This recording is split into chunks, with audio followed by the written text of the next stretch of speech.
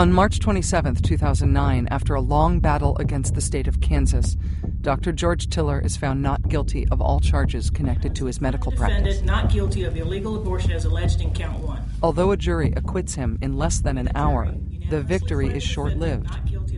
He's immediately notified of another impending investigation, this time by the top medical authority in the state, the Kansas Board of Healing Arts, on the exact same charges. Why? Because one of the Operation Rescue people lodged a complaint on the same charges. He didn't even have time to enjoy the fact that he had finally won. And then another blow. It was just never going to end. Although this is a positive development for Operation Rescue, it is of little consolation to Scott Roeder, who is utterly distraught by Dr. Tiller's acquittal. For Roeder, the court's ruling is the last straw. He said, wait. The legislature tried and they weren't successful. And the grand juries weren't successful. And he was acquitted by a jury. Well, somebody had to stop him. And that somebody is going to be me. By this point, in the spring of 2009, Scott Roeder is living apart from his ex-wife and teenage son. He shares an apartment with a roommate, works a series of menial jobs, and spends most of his time studying scripture with others devoted to Messianic Judaism, a form of evangelical Christianity. There was a Bible group that he would go to. Those individuals during that time would talk about a variety of things. But he also, during those conversations, had talked about Dr. Tiller, that someone must take action and end Tiller's life.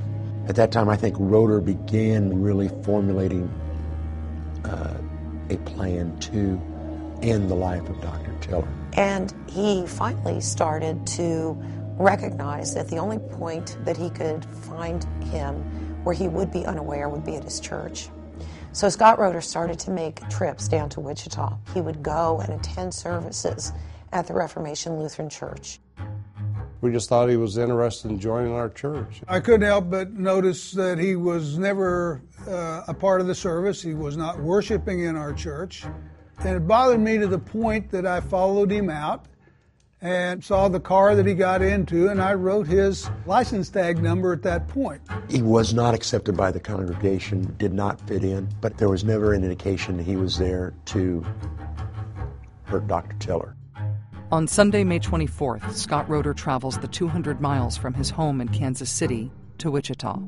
He visits the Reformation Lutheran Church once again, this time with full intent to kill Dr. Tiller. Scott, were you armed that day? Yes. What were you armed with? I believe it was the Taurus. The 22 Taurus? Yes.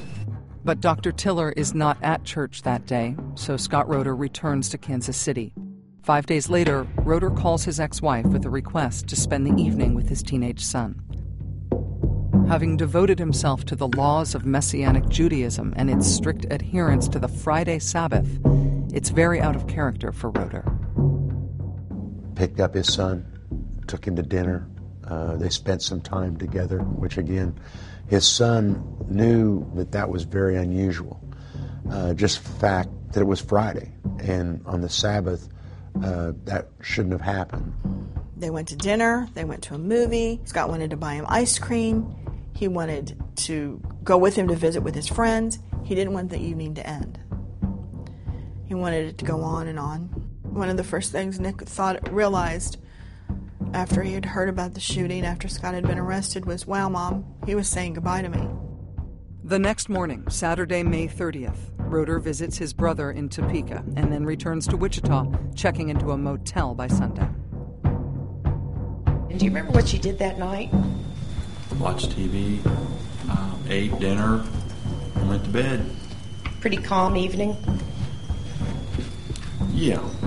Were you preparing yourself for the next morning? Yes.